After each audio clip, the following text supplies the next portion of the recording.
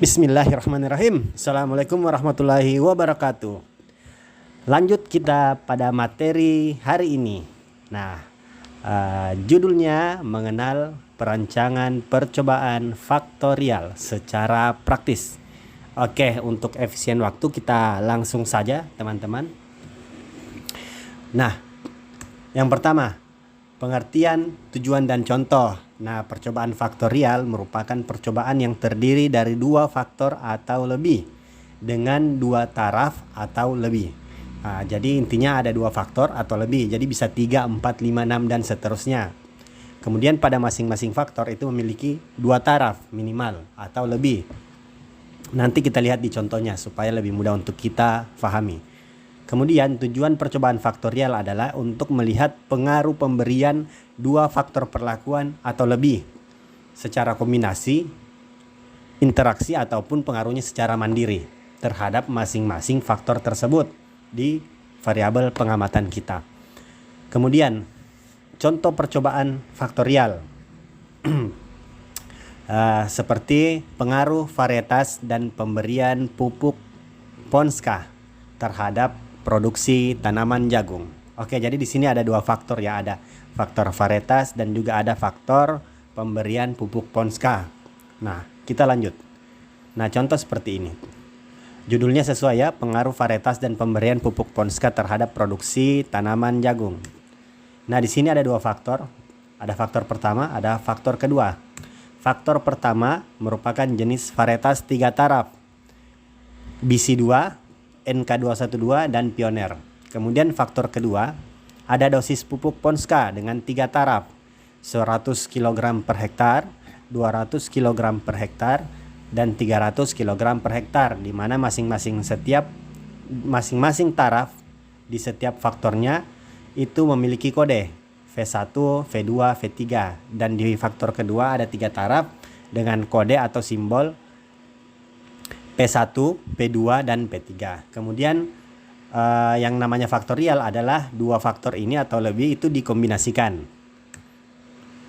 Kemudian kita total di faktor pertama ada 3 taraf, faktor kedua ada 3 taraf, sehingga di total 3 kali 3, 9 kombinasi perlakuan. Nah, seperti ini ilustrasinya, faktor pertama dan faktor kedua. Kemudian kita kombinasikan seperti ini. Oke. Nah, dari hasil kombinasi ini diperoleh 9 kombinasi perlakuan yang kemudian kita ulang sebanyak 3 kali. Nah, seperti ini, total 9 kombinasi perlakuan diulang sebanyak 3 kali sehingga diperoleh 27 unit percobaan. Nah, teman-teman bisa mengulang sebanyak 3 kali, 4 kali, 5 kali, dan seterusnya. Semakin banyak ulangan, maka semakin baik untuk koleksi data yang kita miliki nanti. Namun juga harus mempertimbangkan kondisi dalam pelaksanaannya nanti di lapang. Semakin banyak ulangan, maka semakin sulit dilaksanakan di lapangan. Nah, kemudian setelah kita mengetahui ada 27 unit percobaan, langkah selanjutnya adalah bagaimana kita menyusun suatu denah. Nah, saya memberikan contoh dua contoh rancangan acak lingkungan. Yang pertama, rancangan acak lengkap pola faktorial. Nah, dengan soal yang sama seperti ini ya, denah awal saya beri tanda 1, 2, dan 3. Ini menandakan bahwa 3 ulangan, untuk memastikan bahwa jumlah unit percobaan kita lengkap sebanyak 27 unit percobaan. Kemudian kita acak. Kita acak secara lengkap, artinya diacak secara keseluruhan. Nah, sehingga hasilnya seperti ini. Bisa seperti ini maksudnya. Yang intinya adalah pengacakan dilakukan secara lengkap pada seluruh plot percobaan. Sehingga bisa saja perlakuan yang ada di denah awal ini, yang berada di ulangan pertama itu pindah di sisi atau di tempat di mana yang sebelumnya merupakan ulangan ketiga. Nah, seperti ini ya teman-teman, saya mencoba memberikan warna untuk lebih mudah kita melihat. Nah, di sini pada kolom yang sama itu terlihat ada perlakuan yang sama, V3 P1, V3 P1. Nah, ini menandakan bahwa pengacakan dilakukan secara lengkap. Artinya tidak ada batasan-batasan dalam pengacakan, sehingga memungkinkan setiap unit percobaan menempati seluruh tempat di plot percobaan kita. Kemudian kita lanjut di DNA percobaan RAK faktorial. Nah, seperti yang saya jelaskan sebelumnya bahwa RAL dan RAK hanya dibedakan dengan kelompok atau blok. Jadi yang mana di RAL merupakan ulangan, kemudian ketika di RAK akan menjadi kelompok. Nah, untuk DNA awal seperti ini, ada kelompok 1, kelompok 2, dan kelompok 3. Kemudian setelah itu kita acak.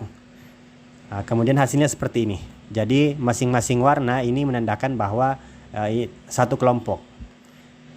Di dalam rancangan acak kelompok, intinya adalah pengacakan dilakukan di dalam kelompok itu sendiri, sehingga tidak mungkin atau tidak akan terjadi yang namanya dua perlakuan di dalam satu kelompok, karena yang diacak merupakan unit percobaan yang berada di dalam kelompok itu sendiri, tanpa menyeberang atau tanpa diacak di kelompok lainnya. Nah, contoh seperti ini teman-teman ya. Ini kelompok 1, kelompok 2, kelompok 3. Kemudian diacak seperti ini, kelompok 1, kelompok 2, kelompok 3. Yang diacak adalah V1 P1 di mana, kemudian V1 P2 di mana, tetapi tetap dipindahkan di kelompok yang sama. Seperti ini teman-teman. Nah, intinya adalah setiap perlakuan atau setiap kelompok hanya muncul satu perlakuan, atau setiap perlakuan hanya muncul di dalam satu kelompok. Tidak akan muncul dua unit perlakuan yang sama di dalam satu kelompok. Jika itu terjadi, maka teman-teman bisa dipastikan rancangannya itu keliru. Seperti itu. Oke, terima kasih. Wassalamualaikum warahmatullahi wabarakatuh.